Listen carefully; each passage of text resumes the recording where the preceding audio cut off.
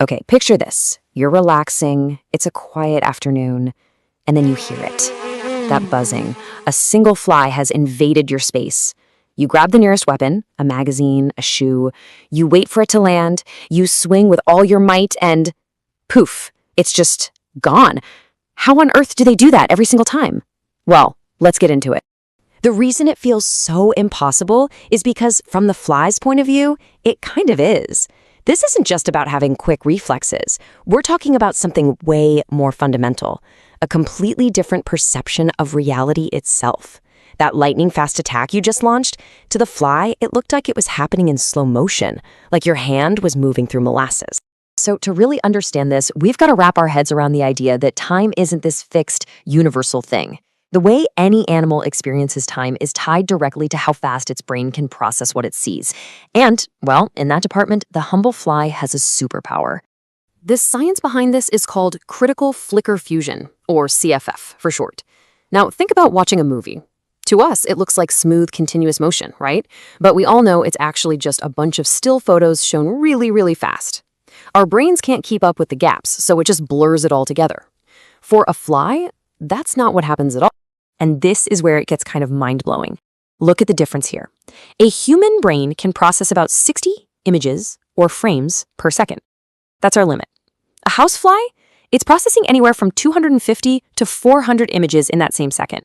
It's a massive difference. It means if you sat a fly down to watch a movie, it wouldn't see fluid motion. It would see a painfully slow, flickering slideshow.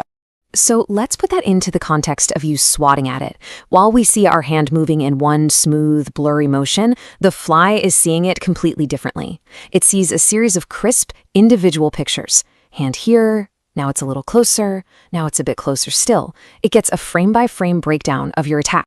This means the fly is basically living in a constant state of bullet time, processing reality up to 7 times faster than we do. It has more than enough time to see your hand coming, analyze the trajectory, and plan a perfect escape long before you're even close. To the fly, you're not a fast-moving threat. You're more like a giant statue slowly tipping over. So that incredible processing speed is the fly's software, right? But what about the hardware it's running on? Well, let's talk about its eyes.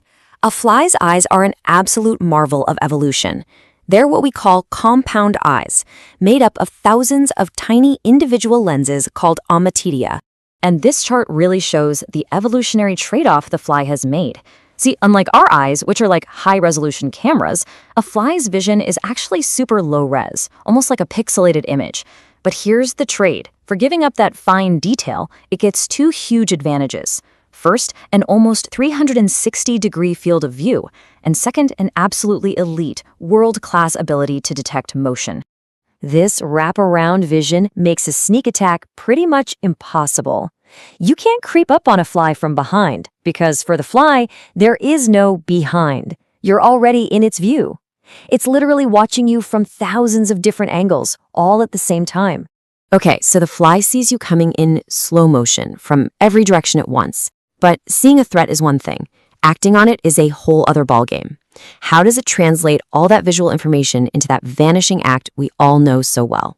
From the moment it detects a threat to the moment it takes action, the whole process takes about 200 milliseconds. That is literally faster than the blink of a human eye. In that tiny sliver of time, its little brain calculates the precise angle of your attack and maps out the perfect escape route. And it's not just a random panicked jump. Oh no, this is a highly tactical takeoff. It detects the threat, calculates the trajectory, and then it actually repositions its middle legs to launch itself in the exact opposite direction of the attack. All of this happens before its wings even begin to flap. So how is this even possible? Well, the fly has a biological cheat code called the giant fiber system.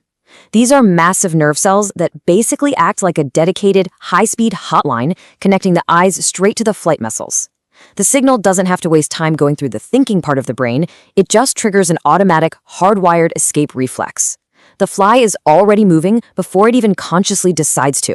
This whole incredible system, the super-fast vision, the compound eyes, the instant reflex wiring, it's all the result of millions and millions of years of evolution. Think about it. Flies are pretty much at the bottom of the food chain. They have no armor, no venom, no real defenses. Their one and only survival strategy is to be the absolute best at not getting caught.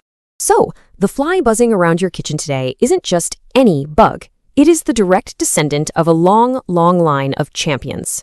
You are looking at the product of an endless arms race, where for eons, only the fastest, most paranoid, and most hyper-aware individuals survived to pass on their genes. They are truly the Olympians of evasion. So, does all this mean it's hopeless? Are we just destined to flail around while they mock us? Not at all. Because now that we understand the fly's biology, we can actually use it against them. We can essentially use science to hack their version of the Matrix. All right, here are 4 simple hacks. Number 1, move slowly. A slow movement might not even register on their super sensitive motion detectors. Number 2, use a swatter with holes in it. This cuts down on the cushion of air pressure that warns them something is coming. 3, aim ahead. Don't swat where the fly is. Aim for where it's going to be after it jumps. And finally, number 4, use the cold and dark. Flies are cold-blooded, so their reaction times slow way, way down in cooler, darker rooms. So the next time you swing and miss, don't get angry. Just take a second and appreciate what you're really up against. You're not just swatting at some dumb bug. You are in a battle of perception against a biological marvel with 360-degree sensors, a hardwired instant reflex system, and the ability to see the world 7 times slower than you. It really makes you think, doesn't it? In that tiny little showdown in your kitchen, between you and that fly, who is really the master of time and space? But now that you know their secrets, maybe next time it'll be you.